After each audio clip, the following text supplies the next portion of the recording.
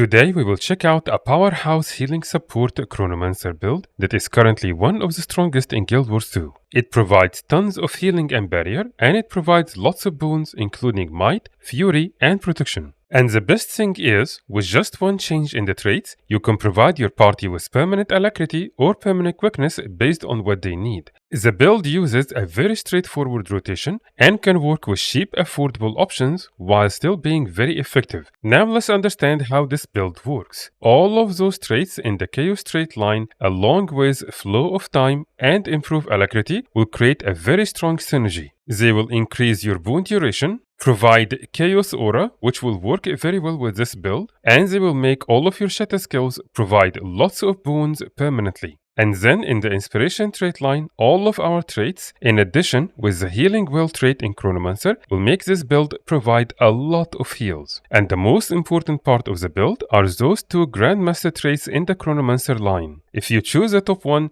you will provide permanent Alacrity to your party, and if you choose the middle one, you will provide permanent Quickness. And you can do that while using the same gear and the same rotation as I will show you in a minute. On top of that, the Flock Relic, along with all of your rifle skills, will provide a lot more heals, boons and barrier for the entire party, which will make rifle a very good choice for this build. For the optimal gear setup, we will use Minstrel Armor, Minstrel Rifle and Minstrel Trinkets. With them, we will choose Monk Runes for the armor, and then Sigil of Transference and Concentration for the rifle, and the relic will be Relic of the Flock. For the food, we will use Delicious Rice Balls, and for the utility, we will use Bountiful Maintenance Oil. If any of those components were hard for you to get, here is what I would recommend as easy and affordable options that will still work very well with this build and it will not decrease its effectiveness. For the armor, look in the search bar for the gear set you see in front of you right now, which will be very cheap. With them, we will also use 6 pieces of Superior Runes of the Rebirth,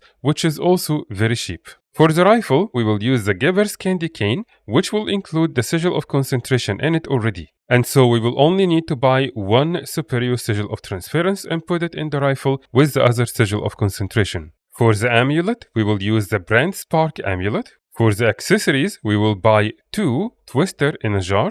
And for the rings, we will buy 2 Shaman's Rings. And for the backpack, we will use the rare level 80 Magi Spine Guard. You will need to buy 5 Sapphire Orbs to put them in the trinkets that don't have jewels in them. For the utility consumable, we can use the Magnanimous Maintenance Oil, or if that was still too expensive, you can use the Peppermint Oil instead. If you have the Secrets of the Obscure expansion and you still can't use rifles on Mesmers, make sure you do the Astral Ward Arsenal collection and this will enable you to use them. If you don't have the expansion and you can't use rifle, use Scepter and Shield. They will also have Sigil of Transference and Concentration in them. And just like the rifle, if you can't get it as Minstrel, you can buy Giver's Candy Cane, which will be much cheaper. The rotation for this build is very straightforward. You will start with Phantasma Disenchanter, and then you will use all of your weapon skills, whether it's rifle or scepter shield. After that, you will use all of your shatter skills, starting with F5.